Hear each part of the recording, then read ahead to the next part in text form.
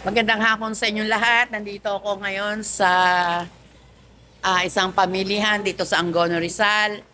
At kasalukuyang namimili para ibigay sa ating tutulungan na Limbas Mayumi Lady Eagles Club. Ang pangalan ay Princess Carranza. At sa pamumuno po ng ating mahal na presidente, Madam Princess Alma Simirano.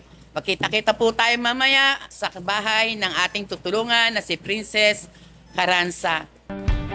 Magandang hapon po ulit. Nandito na po ako sa lugar ng Sitio Sapa, Barangay Pag-asa, Binangonan, Rizal. Nandito po ako sa may Angono Private High School New Site na kung saan matatagpuan po ang lugar ni Princess Carranza.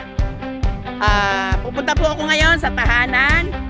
Ito po yung mga pinamili para po kay Princess Carranza. At pupunta po tayo sa bahay niya. Samahan niyo po ako. Ito po ay sa pamamagitan ng aming butihing presidente, Princess ACM, also known as Alma Carandang Mirano.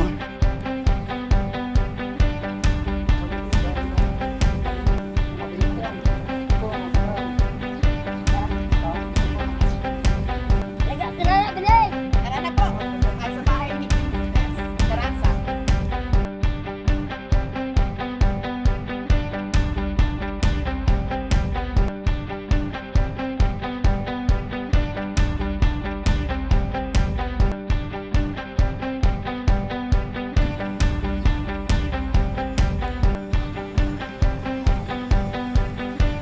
Madam Princess ACM, makikita mo kung saan ako pupunta.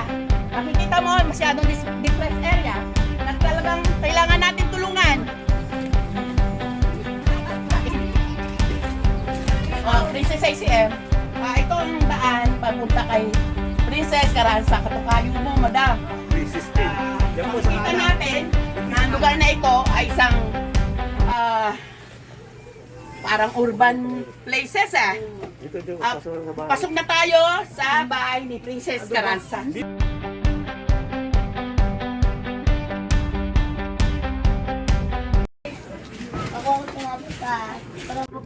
Ito na po ang bahay ng kapatid ni Princess Carranza na dito sila nakikituloy kay Cindy Carranza.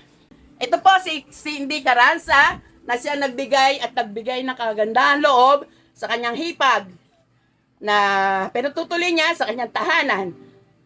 Ito po ang asawa ni Princess Carranza na isang driver na talagang halos break-even lang pagkain nila.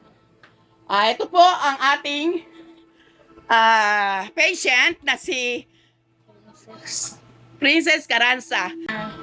Masaya po ako ngayon at nakarating po kayo para kay Princess ACM na handang tumulong sa akin. Maraming salamat po.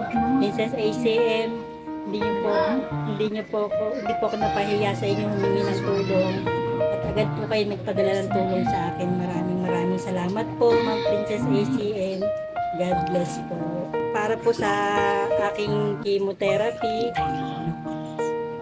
maraming salamat po. Ay maghintay ng tulong sa inyo. Ako po ay maghihintay ng tulong sa inyo, Ma'am Princess ACM.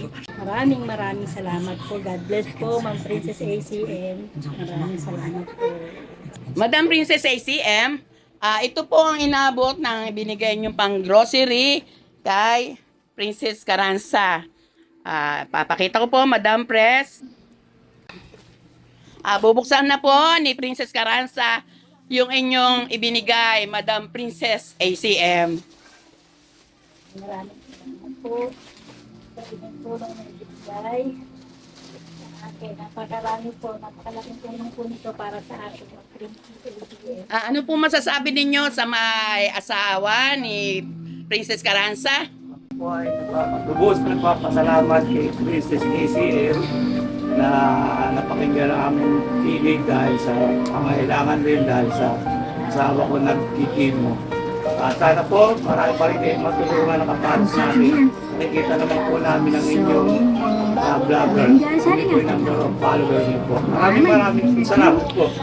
Palakpakan nyo si Princess ACM sa kanyang kabutihan. Okay, ilabas nyo na yung binigay ni Princess ACM. Your house. Go right on the water. People in town are like geniuses. Yeah. Tell me what's